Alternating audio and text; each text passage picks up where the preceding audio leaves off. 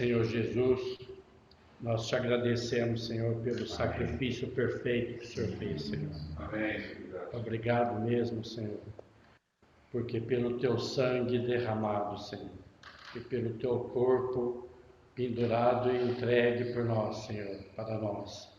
Ó Senhor, o Senhor abriu os céus para que nós pudéssemos ter acesso ao Pai. Obrigado, Senhor. Agradecidos, Senhor, por esse sacrifício maravilhoso que o Senhor fez, Senhor. O Senhor pagou um alto preço, Senhor. E o Senhor foi pendurado, Senhor, para que todo mundo pudesse ver a obra que o Senhor fez, Senhor. Crucificado, Senhor, coroado com a coroa dos homens, Senhor.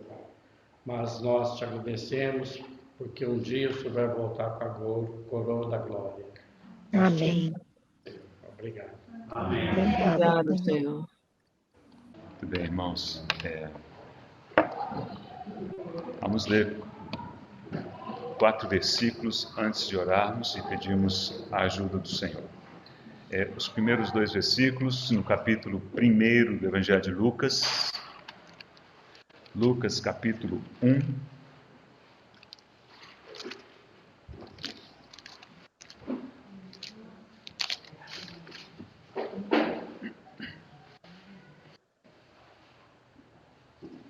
Versículos 5 e 6.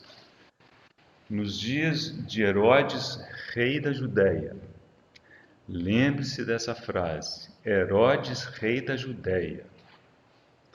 Houve um sacerdote chamado Zacarias, do turno de Abias. Sua mulher era das filhas de Arão e se chamava Isabel. Ambos eram justos diante de Deus, vivendo irrepreensivelmente em todos os preceitos e mandamentos do Senhor. Capítulo 3 desse mesmo Evangelho, em Lucas 3. Os primeiros 2 versículos. No 15º ano do reinado de Tibério César, sendo Pôncio Pilatos governador da Judéia, Herodes, tetrarca da Galileia. Observa que nada disso se repetiu, né, do texto do capítulo 1. Tem um nome Herodes, tem Judéia, mas as coisas aparecem de uma maneira diferente. Então nós temos que entender essas diferenças. Então Herodes, tetrarca da Galileia, seu irmão Filipe, tetrarca da região da Itureia e Traconites, e Lisânias, tetrarca de Abilene. Sendo sumos sacerdotes Anás e Caifás, veio a palavra de Deus a João, filho de Zacarias, o mesmo Zacarias lá do primeiro texto, no deserto. Pai amado, damos graças a Ti, Senhor, pelo tempo que estivemos juntos, pelo privilégio de juntos declararmos de que fomos redimidos, perfeitamente reconciliados com o Pai pelo sangue de Cristo. Obrigado, Senhor, por essa lembrança tão bendita, tão maravilhosa. Obrigado também, Senhor, porque agora podemos, Senhor, aquietar-nos aos Teus pés para ouvirmos a Tua palavra. Declaramos a necessidade total da condução do Teu Espírito. Teu Espírito nos ajude a enxergar, a ver aquilo que o Senhor quer falar ao nosso coração nessa noite.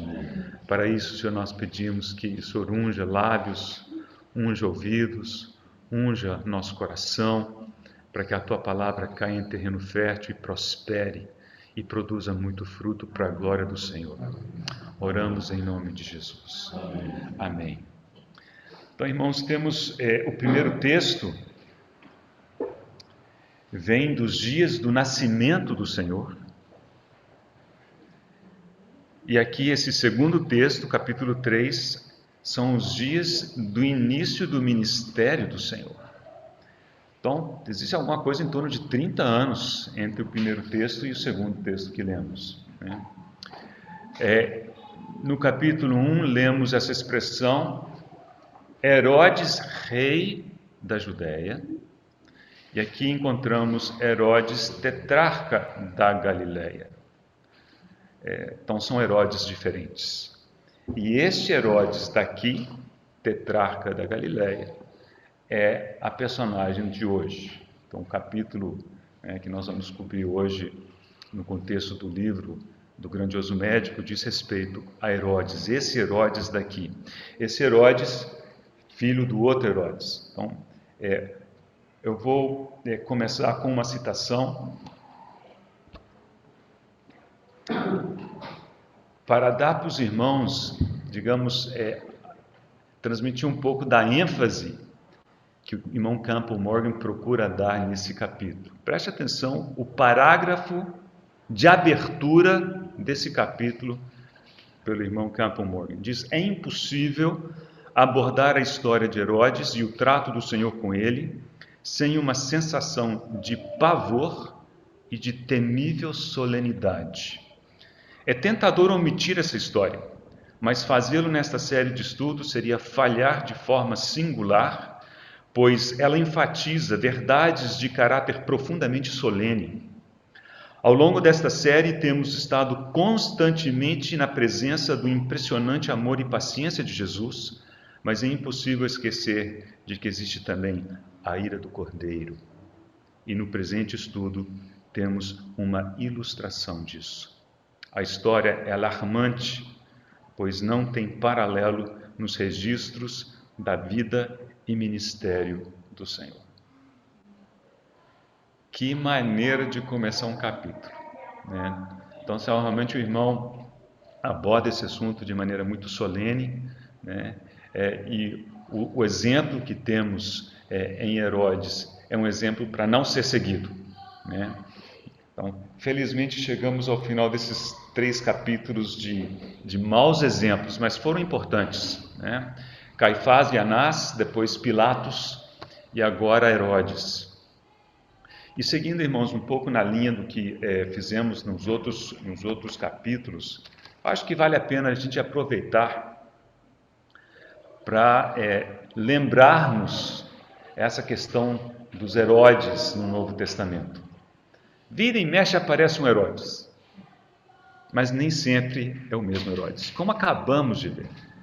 Então, eu quero gastar algum tempo com os irmãos a título de introdução, a título de contexto, né? E vamos passar por 3 gerações de Herodes. A quarta, que é a última que aparece no Novo Testamento, eu vou deixar de fora, por uma única razão: faz parte do 48º capítulo do livro. Então, o antepenúltimo capítulo do livro é dedicado a esse último Herodes, né? E aí vamos deixar esse para quando chegar a vez dele, né? Então vamos lembrar, eu vou tentar aqui, cheguei a pensar em trazer algumas coisas para mostrar aqui, mas achei que ia complicar a minha vida e a de vocês, né? Mas de qualquer maneira eu tenho que passar algum tipo de imagem para os irmãos, né? Então vou usar as mãos mais do que de costume. Então nós veremos, começamos com Herodes o Grande, então nós vamos imaginar Herodes o Grande aqui em cima e gerações, filhos e netos dele vindo abaixo dele, né? Então Herodes o Grande era o imperador, era o rei, era o rei da Judéia nos dias de nascimento do Senhor, né? Então vimos isso aqui em Lucas, encontramos Herodes o Grande também lá no início do Evangelho de Mateus, né? Capítulo 2, temos o relato ali de Herodes, inclusive o da sua morte. E como ele morreu pouco depois, quando o Senhor ainda estava no Egito, né? E ele mandou matar todas as crianças abaixo do sexo masculino, abaixo de 2 anos de idade, o pessoal entende que Herodes morreu quando o Senhor tinha por volta de 1 ano e meio, 1 ano e meio. E a data de morte de Herodes, o Grande, é mais ou menos consensual de que foi no ano 4 a.C. Então esse é o nosso o contexto histórico de Herodes o Grande. O Novo Testamento não fala muito dele, então a menos do início de Mateus e a menos do início de Lucas, os demais Herodes que aparecem não são Herodes o Grande, mas tudo começa com Herodes o Grande, vamos dizer assim, o pai da família. Herodes o Grande era Idumeu, descendente de Esaú, né? E às vezes a gente fica pensando assim, então como é que ele chegou ao posto de governar a Judéia? E aí os historiadores dizem que no ano 130 antes de Cristo, o então sumo sacerdote, chamava João Hircano, ele resolveu por um ato, né, receber os idumeus por meio de circuncisão e então permiti-los dessa maneira a participar do governo. E assim os herodianos, como eram conhecidos, né, que a família Herodes era um nome de família, os herodianos entraram nessa parte do governo da Judéia. Mas eles nunca foram muito bem vistos pelo povo judeu, né? Os judeus os consideravam apenas meio-judeus. Okay? Bem, então, quando ele morreu, e então antes de falar da morte dele, vamos pensar o seguinte: ele se casou com 5 mulheres e teve 10 filhos. Okay? E eu vou dividir esses filhos em 2 grupos de 5. Então, do lado de cá nós vamos encontrar Herodes o Grande e 2 mulheres, a sua primeira mulher Dóris, né? Desses 10 filhos, 4 são mencionados no Novo Testamento. Então nós vamos focar nesses, né? Esse aqui não é mencionado no Novo Testamento. Aí depois, com Mariane I, teve 4 filhos, né? 2 filhos e 2 filhas. Nenhum desses filhos é mencionado no Novo Testamento.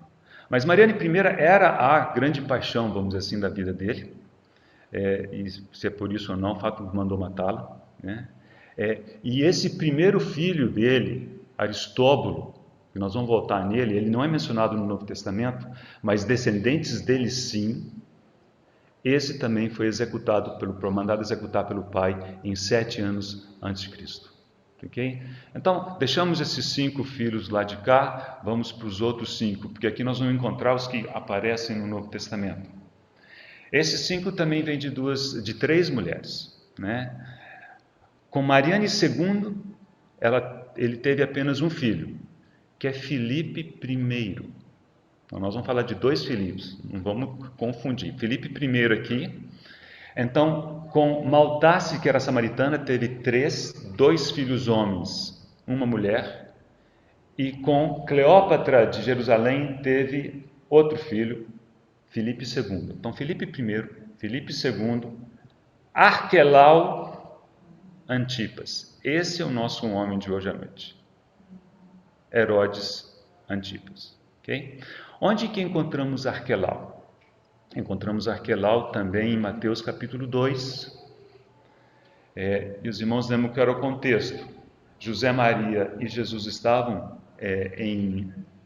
no Egito. E tendo ouvido, né, que um anjo disse, olha, pode voltar porque aquele que procurava a morte do menino morreu.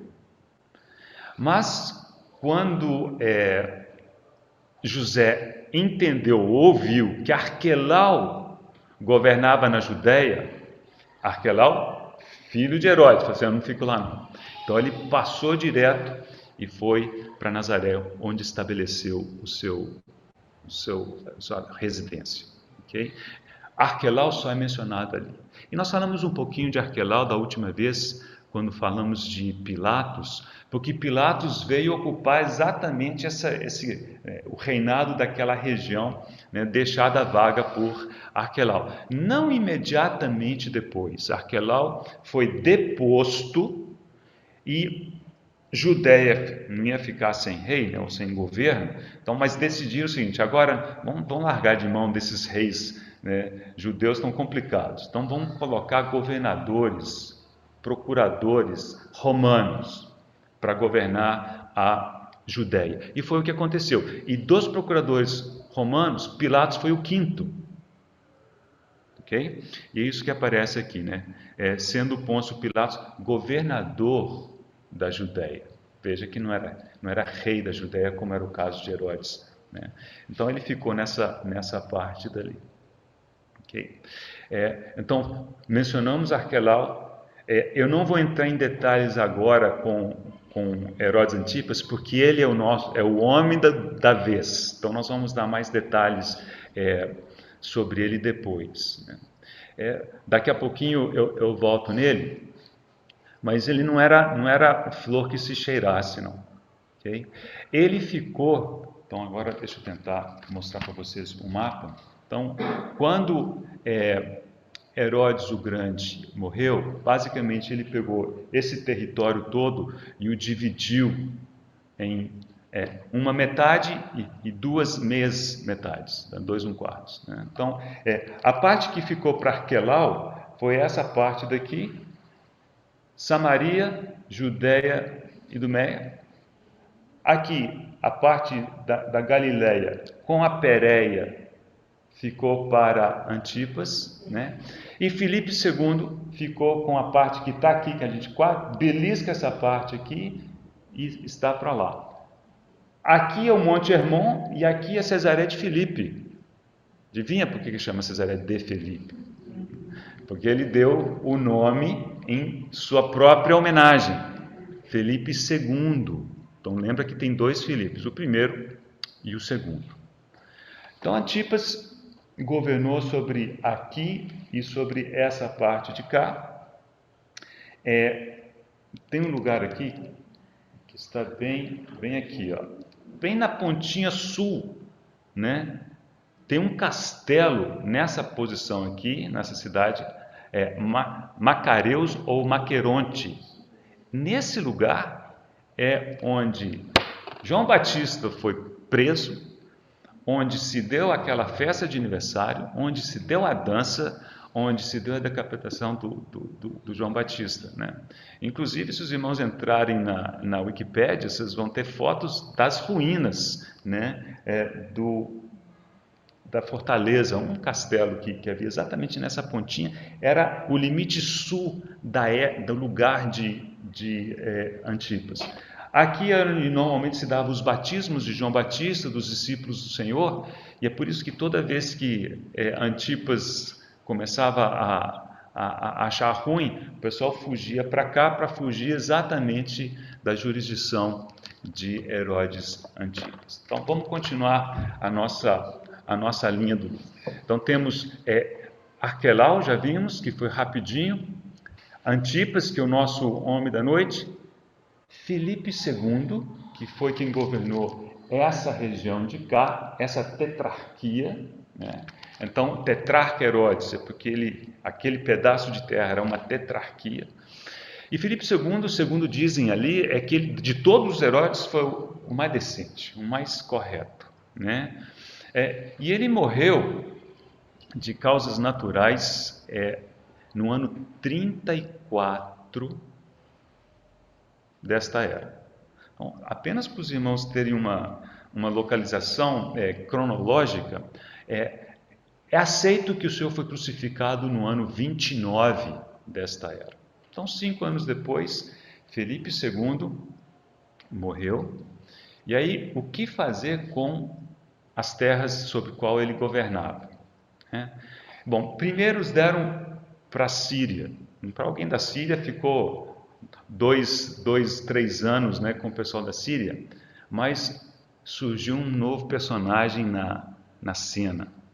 Então vamos voltar para esses 5 filhos de Herodes, os primeiros 5, né? O mais velho de Mariane I com Herodes o Grande era o tal do Aristóbulo. Ele teve 4 filhos, né? 3 filhos homens, 1 filha mulher. Desses aqui a gente sabe pouco. Esse aqui chama Rei Herodes Agripa I. E a sua irmã, que eu vou reservar a surpresa para daqui a pouco. Ok?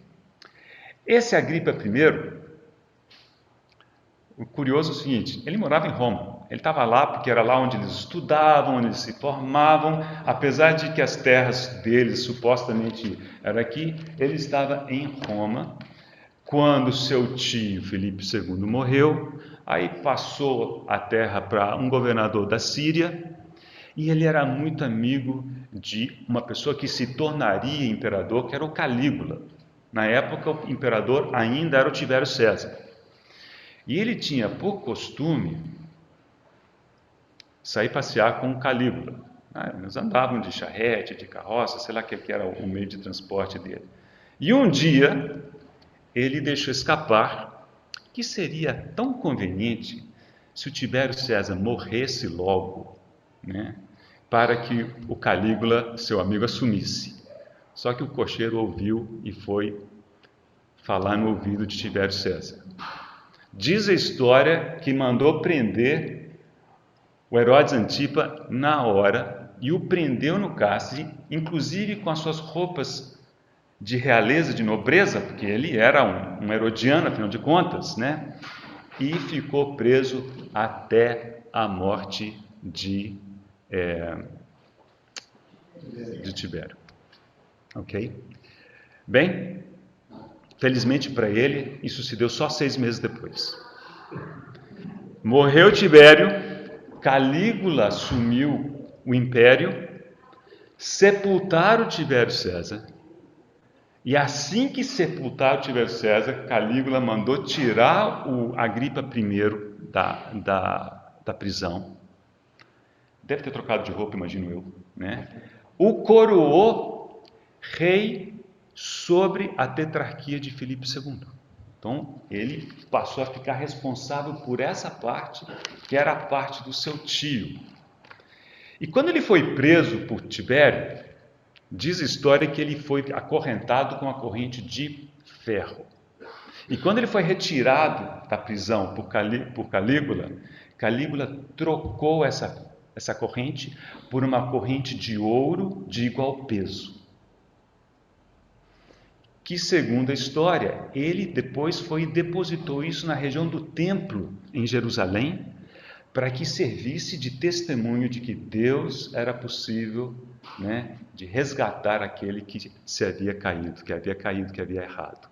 Então, há um lado mais ou menos positivo a respeito de Agripa I. Bem, isso se deu no ano 37 depois de Cristo. Em 39, 2 anos depois, como é que ele ficou sabendo, eu não sei, mas ele foi contar para Calígula que havia uma conspiração contra o império, movida por Herodes Antipas, o nosso personagem de hoje. Então, Calígula mandou Antipas vir se explicar em Roma. Lá vai Antipas para Roma e diz que durante o julgamento, Agripa I apresentou provas que Antipas não conseguiu refutar. Antipas foi deposto e exilado para Lyon, na França, e depois para a Espanha, onde morreu. Então, ele sai de cena da Palestina em 39 desta era, ou seja, 10 anos depois da crucificação do Senhor. Okay? Com quem ele havia se casado? Mesmo que Antipas, que deu aquela confusão com o João Batista. Daqui a pouquinho nós vamos ler o texto. Com Herodias. Curiosamente, Herodias não precisava ser exilada. Ela optou acompanhar o Herodes Antipas nos seus exílios e possivelmente ter morrido na Espanha junto com ele. Então eles ficaram juntos até a morte. Bem, deixa eu voltar para a minha surpresa, né? Então, vocês lembram que desses 5 filhos, Aristóbulo, pai de Antipas I, né? Ele teve 4 filhos, né? A última era a caçula filha. Então, Antipas I aqui, a irmã de Antipas I, ninguém mais que Herodias. Então, Herodias havia sido casada com Filipe I, tio dela, largou para se casar com Antipas, outro tio dela. Ok? Bem, deixa eu acabar a história de Agripa I.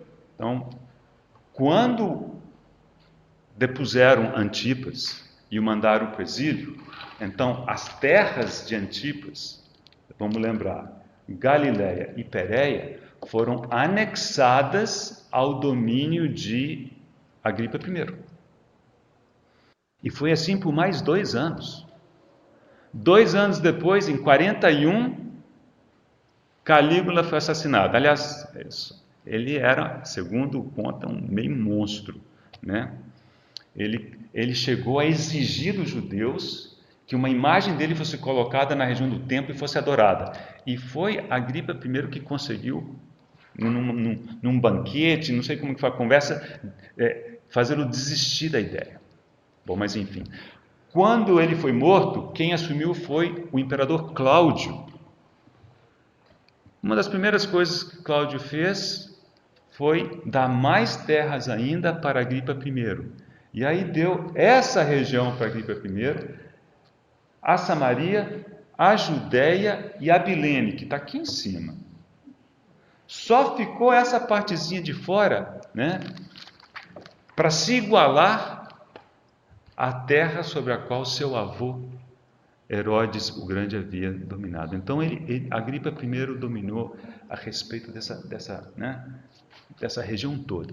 Então, só para encerrar a questão do Agripa, e aí a gente já volta para Antipas e ficamos com ele. Dizem que ele era muito carismático, né? Gostava de agradar o povo, aquelas coisas, era bem politicão, né? E que, uma vez por ano, ele ia para Cesareia. Cesareia está bem aqui, na beira, essa era quase que a capital, né, da região, ali onde... E eles iam lá celebrar jogos em favor do imperador, né? Pela prosperidade do imperador, pela saúde do imperador, né? E eles celebravam esses jogos. E ele ia vestido, né, com trajos alinhavados de prata. E se os irmãos entrarem na Wikipédia ou na história desse mundo, diz que ali, durante os jogos, ele morreu repentinamente. Teve um mal súbito, 5 dias depois estava morto. Esse é o caso que lemos em Atos capítulo 12. Então nós vamos ler alguns versículos em Atos capítulo 12, porque é o único lugar do Novo Testamento em que é mencionado Agripa I. Então, quando os irmãos verem Herodes em Atos 12, é o Agripa I. Não é o Antipas, não é o Grande, nem é Agripa II. Então vamos lá, e com isso eu vou encerrar a minha introdução. Atos capítulo 12.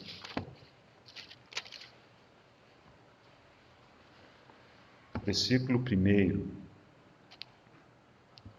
Curioso é que o Novo Testamento é muito consistente na forma de mencionar esses reis. Então, por exemplo, o rei Antipas, Herodes Antipas, normalmente é chamado do tetrarca Herodes. Agripa I nunca é chamado de Agripa I, é chamado de rei Herodes.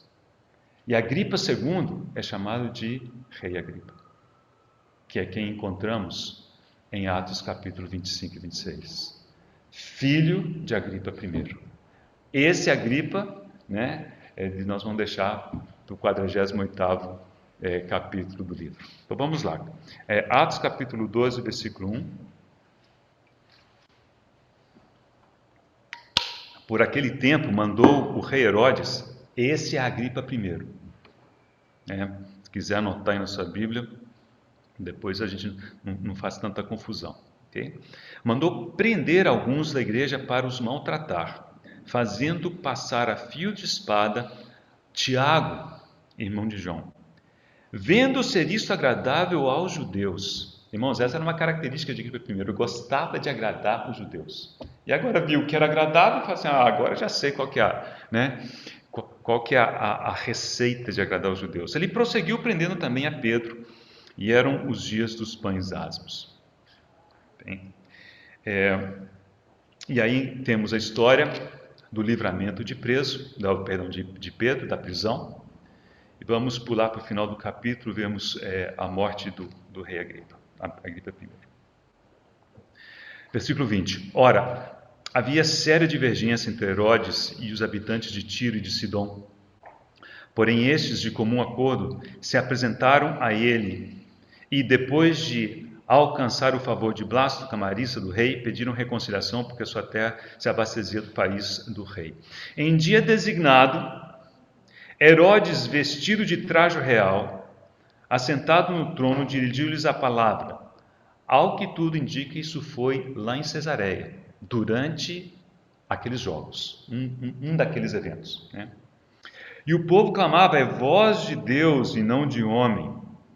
E diz que quando o sol batia sobre ele, né, o alinhavo de prata realmente o fazia brilhar. Era uma cena diferente, né? No mesmo instante, um anjo do Senhor o feriu, por ele não haver dado glória a Deus, e comido de vermes, expirou. Entretanto, a palavra do Senhor crescia e se multiplicava. Irmãos, este capítulo 12 de Atos, é a única ocasião em que Herodes Agripa I é mencionado no Novo Testamento e é mencionado, chamado como Herodes, rei Herodes. Okay? Então, seu filho e, portanto, bisneto de Herodes o Grande é o famoso ó rei Agripa, né? A quem Paulo teve que se dirigir nos capítulos 26 de Atos. Mas esse, então, fica para uma próxima ocasião. Então, irmãos, com esse pano de fundo, agora vamos aos textos que falam de Antipas, de Herodes Antipas, né, o tetrarca Herodes, e vemos algumas das suas características. Eu vou começar lendo algumas citações que falam um pouco... Vou começar de novo. Falam um pouco do perfil dele, né? Então, possivelmente, o primeiro texto que nos fala dele com bastante detalhes é aquele evento do seu aniversário, né? Nós vamos ler a versão de acordo com o evangelista Marcos. Marcos capítulo 6. Marcos capítulo 6.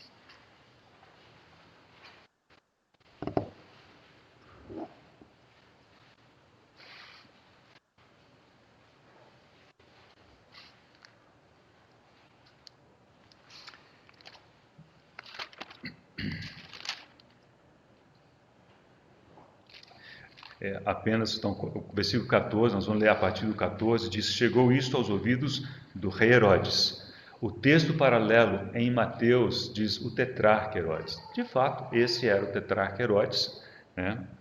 Herodes Antipas. Porque o nome de Jesus já se tornara notório. E alguns diziam: João Batista ressuscitou dentre os mortos, e por isso nele operam forças miraculosas. Outros diziam: é Elias. Ainda outros: é profeta como um dos profetas. Herodes, porém, ouvindo isso, disse: é João, a quem eu mandei decapitar, que ressurgiu. Agora, para minha surpresa, dizem que Herodes Antipas era saduceu, que eles não acreditavam na ressurreição. Mas basta ter um aperto de susto, meu amigo, o cara acredita em qualquer coisa, né? Ele fala assim: é João, mandei decapitar João. Mas supostamente não cria na ressurreição, se era saduceu, né? Mas, irmãos, como dizem, né? Ateu só é ateu de dia. Quando vira noite, a coisa balança. Mas enfim. Versículo 17. Porque o mesmo Herodes, por causa de Herodias, lembre-se, irmã de Agripa I, mulher do seu irmão Filipe, Filipe I, não é Filipe II, o tetrarca, né, da Itureia, ok? Esse aqui é Filipe I, que aliás não foi tetrarca de nada. Porquanto Herodes se casara com ela, mandara prender João e atá-lo no cárcere. Pois João lhe dizia: não te é lícito possuir a mulher do teu irmão. Eu sempre imaginei que Herodes estava tão bravo com a atitude de João, que assim, para revidar, colocou ele no cárcere. Mas, irmãos, acho que foi o irmão Campo Morgan que diz outra coisa e eu tive que concordar. Ele gostava de João, ele gostava de ouvir João. Quem odiava João era Herodias. Ele pôs ele no cárcere para protegê-lo da sua mulher, porque a mulher deixasse Herodias. Herodias dava um jeito de matar João. Veja o versículo 19. E Herodias o odiava, querendo matá-lo, e não podia. Então, realmente é possível que Herodes tenha colocado João no cárcere como forma de blindá-lo, protegê-lo de Herodias, que queria matá-lo a todo custo, mas não conseguia. Porque Herodes temia João, sabendo que era homem justo e santo, e o tinha em segurança. Olha aqui. Ele o guardava com segurança. De quem? De Herodias. E quando o ouvia, ficava perplexo, escutando-o de boa mente. Essa é uma frase muito interessante. Mantenha o dedo ali. Passe algumas páginas até Marcos capítulo 12. Encontramos a tradução um pouquinho diferente, mas no grego é a mesma palavra. Com respeito ao povo que ouvia o Senhor, né, com prazer. É o finalzinho do versículo 37 de Marcos 12. O mesmo Davi chama-lhe Senhor. Como, pois, é ele seu filho? E grande multidão o ouvia com prazer. Esse com prazer aqui é o de boa mente de Herodes. Era assim que Herodes ouvia João. E nem por isso, né, irmãos?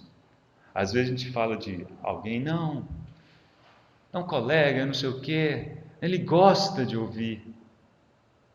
Aí você diz assim, Herodes também gostava de ouvir. E quando precisou, mandou decapitar João. Gostar de ouvir, ouvir de boa mente, é legal, mas não é suficiente, né? Vamos prosseguir. Versículo 21. E chegando um dia favorável em que Herodes, no seu aniversário natalício, dera um banquete aos seus dignatários, aos oficiais militares e aos principais da Galileia, entrou a filha de Herodias. O Novo Testamento não menciona o nome dela, mas Joséfo, que foi um historiador, diz com todas as letras que era Salomé.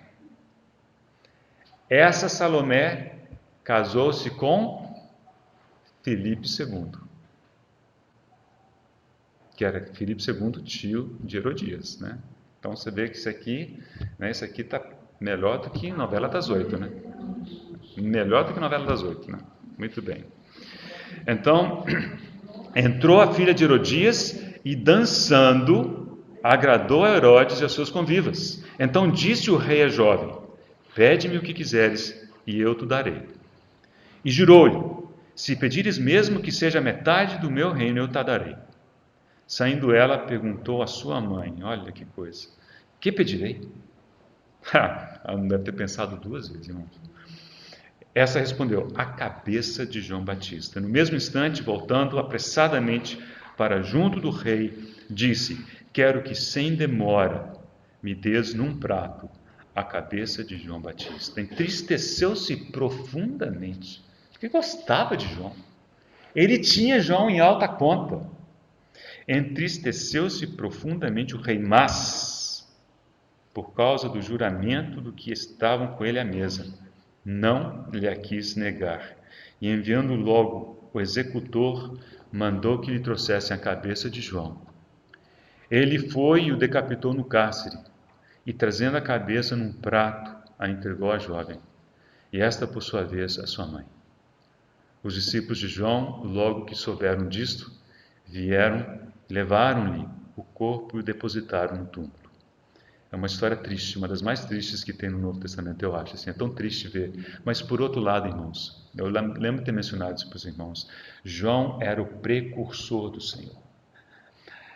A missão de vida de João era antecipar o Senhor. Era dizer: vem o Cordeiro, esse é o Cordeiro de Deus. Ele já tinha feito isso. O Senhor já havia sido introduzido. E vemos que cabia agora a João sair de cena. Foi para preso, e eu fico pensando, o propósito da vida de João já havia sido cumprido. O que João ia fazer da vida dele, o resto dos seus dias, se ele vivesse, sei lá, mais 50 anos? Só esperar o momento de ser levado pelo Senhor? Então, de certa forma, aqui vemos um pouco da misericórdia e da graça de Deus, olhando para o lado de João Batista, né? Obviamente isso não exime, né, Herodes, Herodias, Salomé e essa turma toda da grande culpa que eles têm, que eles vão responder por isso ao Senhor um dia. Bem, agora resolveu viver. Deixa eu ler alguns comentários, algumas citações, né? Se eu não estou enganado, isso aqui são palavras que o Campbell Morgan diz: olha, esse é o testemunho que as pessoas que viviam com Antipas davam dele, né? Diz o seguinte: cruel, intriguista, indeciso, totalmente perverso. Palavras dos seus contemporâneos. Isso não foi escrito a posteriori dele, não. Quem o conhecia dava esse relato. Agora, Campbell Morgan, nas suas palavras, diz: era sensual da forma mais ousada e flagrante. No tempo em que cruzou o caminho de Jesus, indiretamente vivia em adultério incestuoso com Herodias, que era casada com seu meio-irmão, Filipe I.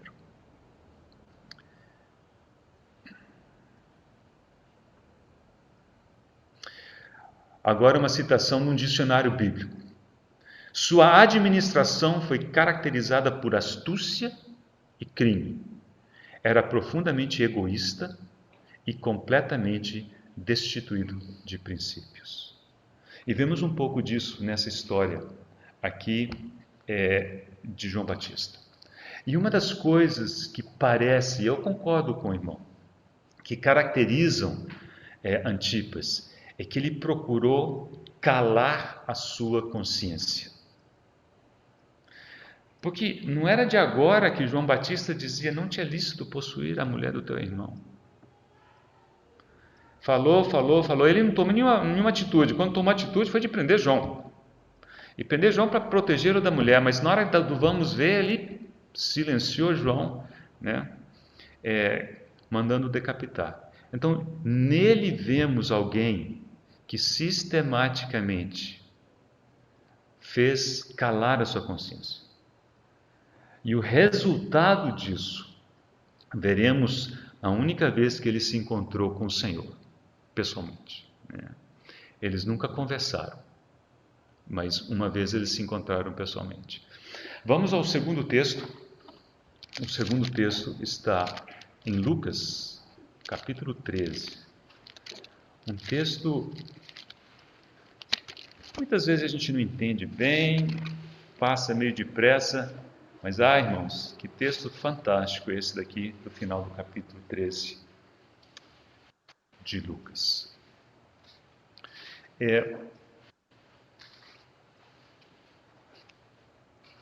Nessa época, o Senhor já estava de volta a Pérea. Ok? É o que eles chamavam, o que os historiadores chamam, do ministério posterior na Pérea. Deviam faltar uns dois meses para a crucificação do Senhor. Mas ele estava, né, exercendo seu ministério aqui. Aqui é terra de Antipas. Ok? Jurisdição de Antipas era a Galileia e Pérea. Capítulo 13, versículo 31. Naquela mesma hora, alguns fariseus vieram para dizer-lhe: retira-te e vai-te daqui, porque Herodes, Antipas, quer matar-te. Como ele estava na região que era jurisdição de Antipas, Antipas podia, em princípio, fazer isso. Então, ele olha, sai daqui, que Herodes quer te matar. Irmãos, 30 anos antes, Herodes o Grande tentou matar o Senhor. Não foi? Quando ele mandou matar todas as crianças do sexo masculino abaixo de 2 anos, era a intenção resoluta de Herodes o Grande de matar o Senhor. E não foi possível. Há um Deus. Os céus governam, Deus tem propósito, e o seu filho tem que prosseguir, ele tem um objetivo. E agora, vem cochichar no Senhor: olha, sai daqui, que Herodes quer te matar. A resposta que o Senhor deu a eles. Ele, porém, lhes respondeu: ide dizer a essa raposa que hoje e amanhã expulso demônios e curo enfermos, e no terceiro dia terminarei. Importa, contudo, caminhar hoje, amanhã e depois, porque não se espera que um profeta morra fora de Jerusalém. Com exceção de um autor que eu li, todos os demais concordam que essas são palavras de desprezo do Senhor por Antipas, quando ele se referiu a ele como uma raposa, né? São palavras que não têm paralelo no Novo Testamento, assim, da boca do Senhor. Só nesse caso ele se dignou a comparar um homem com um animal, com uma raposa, né? E o pior foi o seguinte: dizem que no grego tem a raposa macho e a raposa fêmea, e ele usou a palavra da raposa fêmea. Então, assim, era dizer, olha, assim, é como se o Senhor dissesse, olha, a minha percepção dele é a pior possível, né, do ponto de vista humano. O único irmão que mais ou menos segue uma linha um pouquinho diferente é o Joseph Parker, e ele diz o seguinte, que essa declaração do Senhor era a perfeita descrição de Antipas em poucas palavras, né? Então, quando ele falou assim que era uma raposa, já estava claro, né, o que significava. Algumas... não vou ler isso aqui não está colaborando comigo hoje, não. O irmão Bonar, né, Horácio Bonar, diz o seguinte, que há palavras que são tipológicas, né, e que animais também são. Então ele diz, um homem ardiloso é uma raposa, um homem firme é uma rocha, e o homem instruído é uma tocha. Então, realmente, quando o Senhor disse, ide dizer essa raposa, ele estava caracterizando o perfil ardiloso, né, de Antipas. Mas o mais impressionante aqui é que ele diz, olha, eu tenho o meu cronograma, eu tenho a minha agenda. Hoje e amanhã expulso demônios e curo enfermos. E ao terceiro dia terminarei. Os estudiosos dizem que essa é uma expressão. Ao terceiro dia significava ao fim. Não significava daí a 3 dias. Porque, a bem da verdade, o Senhor estava há 2 meses da crucificação. Ele sabia disso. Não, 3 dias antes da crucificação, o Senhor estava em Jerusalém. Claro, era a semana da paixão. Então, assim, não era isso que ele quis dizer. Mas um fato interessante que corrobora essa interpretação é que essa palavra terminarei que o Senhor utilizou tem a mesma raiz de tetelestai, está consumado, que foi o que ele disse na cruz. Moral da história, quando o Senhor diz aqui, ao terceiro dia terminarei, existem algumas traduções, diz assim, ao terceiro dia serei consumado, ou serei aperfeiçoado, o que significa o seguinte, quando eu terminar, vou terminar tudo de vez. Eu consumarei a obra que me foi dada. Não vou deixar nada para trás. Mas para isso, hoje e amanhã, expulso demônios e curo enfermos. Contudo, importa caminhar hoje, amanhã e depois. O Senhor não seria pressionado, não seria apressado por qualquer pessoa que fosse, muito menos, né, pelo Herodes. As ameaças não afetavam o Senhor. Então vemos a perfeição do caminho, do cronograma, do propósito do Senhor. E ao terceiro dia terminarei.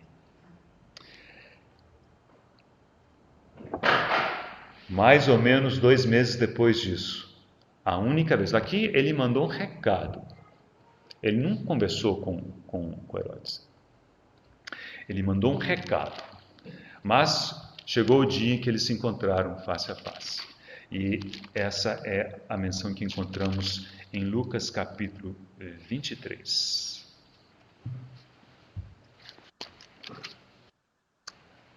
Mas para o início do capítulo,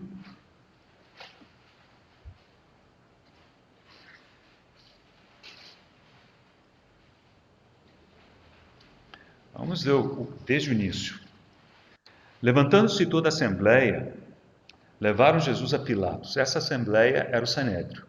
Okay? Então, ali estava Anás, Caifás, o Sinédrio. Então, os irmãos lembram um pouco dessa história, foi o que nós relatamos da última vez. E ali passaram a acusá-lo, dizendo: encontramos este homem pervertendo a nossa nação, vedando pagar tributo a César e afirmando ser ele o Cristo, o rei. Então lhe perguntou Pilatos: és tu o rei dos judeus? Respondeu Jesus: tu o dizes. Disse Pilatos aos principais sacerdotes e às multidões: não vejo neste homem crime algum. Insistiam, porém, cada vez mais, dizendo: ele alvoroça o povo, ensinando por toda a Judéia, desde a Galiléia, onde começou, até aqui. Tendo Pilatos ouvido isto, perguntou se aquele homem era galileu. E ao saber que era da jurisdição de Herodes, estando este naqueles dias em Jerusalém, lhe o remeteu. Herodes, claro, Herodes Antipas, o tetrarca Herodes, vendo a Jesus, sobremaneira se alegrou, pois havia muito queria vê-lo, por ter ouvido falar a seu respeito, e esperava também vê-lo fazer algum sinal. Mera curiosidade carnal. Mera curiosidade carnal. Ele tinha curiosidade, esperava ver alguma coisa, né? Que será que eu quero ver também? Né? Versículo 9: de muitos modos o interrogava. Jesus, porém, nada lhe respondia. Se houve alguém no Novo Testamento que nunca ouviu o timbre de voz do Senhor, chama-se Herodes Antipas. Perguntou, questionou. O Senhor não se dignou a lhe dar uma palavra, uma resposta sequer. Ele havia endurecido tanto o seu coração, e a atitude dele era tão depravada, que o Senhor sequer resposta lhe deu. Por isso que o irmão Campo Móvel diz que é tão solene essa história, irmãos. Porque a gente acha que o Senhor faz qualquer negócio. A gente acha que o Senhor faz qualquer negócio, né? Desde que alguém esteja disposto, né? Mas não é bem isso. O Senhor tem seus propósitos, tem suas regras. É Ele quem determina. E no propósito eterno de Deus, Herodes Antipas não ouviria a voz do Senhor. Versículo 10: os principais sacerdotes e os escribas ali presentes o acusavam com grande veemência, mas Herodes, juntamente com os da sua guarda, tratou-o com desprezo e, escarnecendo dele, fê-lo vestir de um manto aparatoso e o devolveu a Pilatos. Naquele mesmo dia, Herodes e Pilatos se reconciliaram, pois antes viviam inimizados um com o outro. Essa é a hora em que Herodes Antipas sai de cena no Novo Testamento. A última aparição dele no Novo Testamento é aqui. Ele é mencionado em mais um texto que nós vamos ver, mas é só menção, não é a aparição dele. Deixa eu tentar ler a minha última. Tem uma citação que achei tão pertinente. Irmãos, é do Alexander White. Tem um livro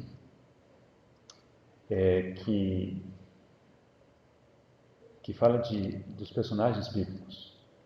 E ao falar dele, de Herodes Antipas, diz: o que fez de Herodes Antipas um exemplo tão pungente para nós, não é que foi uma raposa, mas é que, tendo começado como uma raposa, terminou como um réprobo. Meus irmãos, vocês sabem o que é um réprobo? Isto é reprovação, abre aspas. E de muitos modos o interrogava, Jesus, porém, nada lhe respondia. Isso é reprovação. É o silêncio do Senhor. Ai, irmãos, que grande bênção que o Senhor fale conosco, né? Parágrafo do irmão Campo Morgan. Sabemos também pelos registros que assassinou o maior dos profetas quando bêbado, atendeu ao pedido de uma dançarina devassa. Não é em absoluto um quadro atrativo de um homem. O quadro é tenebroso, sinistro, repulsivo. Mas veja o que ele diz. Mas tudo isso não explicaria a atitude de Jesus em relação a ele. Nada do que dissemos sobre ele teria impedido Jesus de amá-lo, de redimi-lo, de salvá-lo. Na verdade, todas essas coisas foram as revelações incidentais de algo mais que criou a atitude do Senhor com relação a ele. E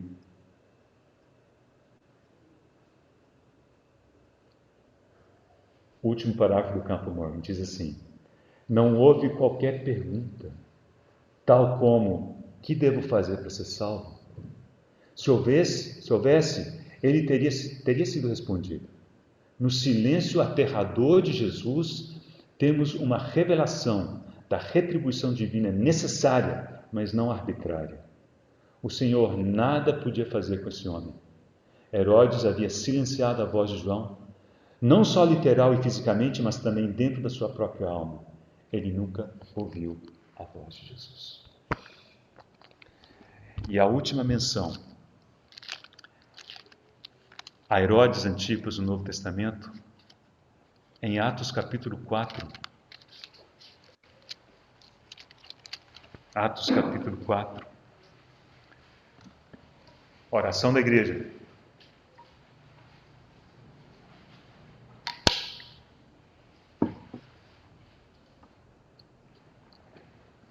Versículo 27. Porque verdadeiramente se ajuntaram nessa cidade contra o teu santo servo Jesus, ao qual ungiste Herodes, Antipas e Pôncio Pilatos, com gentios e gente de Israel, e etc. Essa, irmãos, é a última menção a Herodes no Novo Testamento. Quero concluir. E, por um lado, temos a conclusão, mais ou menos evidente, estampada, que tiramos de Herodes, né? Alguém que sistematicamente silenciou a sua consciência quando quis, né, ouvir algo do Senhor, ainda que fosse por curiosidade. A atitude estava completamente errada e o Senhor nada lhe respondeu. Mas o que mais me impressionou, irmãos, nesse estudo foi o seguinte: no período da história como um todo, a época dos herodianos não é tão grande, não é tão longa assim. De Herodes o Grande a Herodes Agripa II, se passaram talvez aí 150 anos, são 4 gerações. Mas não é impressionante que no propósito de Deus, ele tenha determinado que seu filho nasceria naquele período? Você já se perguntou: Senhor, por que eu nasci neste período? Às vezes fico imaginando, se tivesse nascido antes seria mais fácil ou mais difícil, eu não sei, né? Mas Deus tem um cronograma. Hoje e amanhã expulso demônios e curo enfermos, e ao terceiro dia terminarei. Em Gálatas capítulo 4, versículo 4, lemos: vindo, porém, à plenitude do tempo, Deus enviou seu Filho. Quando o tempo estava pleno, quando o tempo estava maduro, quando o tempo estava certo, estava de acordo com o cronograma de Deus, e por que não dizer, quando Herodes o Grande estava reinando sobre a Judéia, Deus enviou seu Filho, nascido de mulher, nascido sob a lei, para resgatar os que estavam sob a lei. E depois lemos que no 15º ano de Tibério César, sendo Pôncio Pilatos governador da Judéia, Herodes tetrarca da Galiléia, etc., veio a palavra de Deus a João no deserto. O cronograma de Deus, irmãos, é perfeito. Ele não se antecipa, ele não se atrasa. E ainda que o contexto seja Irmãos, será que nós vivemos num contexto pior do que eles? Não sei. Vai estudar o que foram esses Herodes. É difícil, tem coisa que não dá para contar. E quando Herodes o Grande governava, quem encontramos?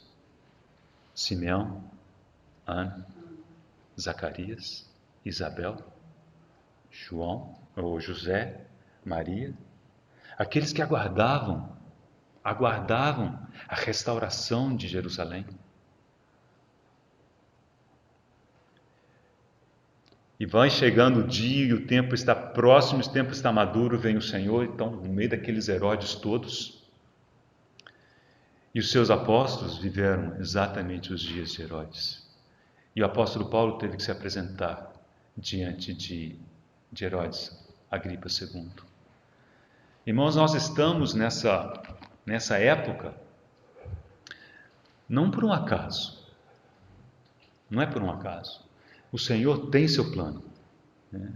E o Senhor não se retarda nem se adianta. Às vezes ficamos assim querendo pôr uma pressãozinha santa no Senhor, né? Quem sabe Ele se apressa. Irmãos, o Senhor tem suas marcas, seu cronograma, e não adianta, né? E fazemos bem em nos acomodarmos com gratidão, né, a esse cronograma de Deus.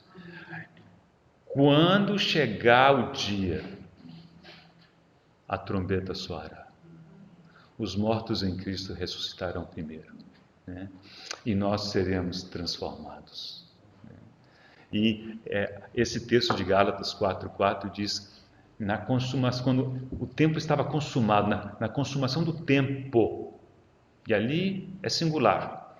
Mas lá em Efésios capítulo 1 diz a consumação dos tempos, das eras. Então, as eras vão se consumando, vão chegando, e quando esse conjunto de eras chegar ao seu ápice, essa consumação, o texto diz, né, que tudo convergirá na pessoa do Senhor Jesus Cristo, né? Então, assim como Ele se fez carne numa época tão peculiar, na época dos Herodes, nós também estamos vivendo uma época bastante peculiar, características muito únicas. Mas, irmãos, é tudo plano de Deus, e os céus governam, né? Herodes o Grande tentou matar o Senhor, não conseguiu. Herodes Antipas, dizem que podia ser boato, mas se pudesse, talvez tivesse. Mas o Senhor nem triscou. E de dizer àquela raposa, hoje e amanhã expulso demônios e curo enfermos, e ao terceiro dia serei consumado. E o Senhor consumou a obra em nosso favor, graças ao Senhor. Damos-te graças, Pai, te damos louvores e adoração, porque o Senhor é aquele que se move de forma tão certeira ao longo da história. Senhor, obrigado, porque o Senhor é aquele que coordena todas as coisas, nada foge ao teu controle, nada foge ao teu conhecimento, nada foge ao teu cronograma. Dá-nos, Senhor, a graça, Senhor, de sabermos contar os nossos dias nesse período de tempo em que vivemos. E como Davi, que saibamos servir o Senhor nesta geração. Senhor, e como tantos outros que nos antecederam, tão grande nuvem de testemunhas que temos, sejamos fiéis ao Senhor, em todos os teus preceitos, em todos os teus caminhos, assim como Zacarias e Isabel foram nos dias de Herodes. Ó Senhor, que possamos aguardar a restauração de todas as coisas, aguardarmos o teu reino, nessa posição ativa, atenta, vigilante, em oração, como o Senhor deseja que o façamos. Bendito é o teu santo nome. Oramos em nome de Jesus. Amém. Amém.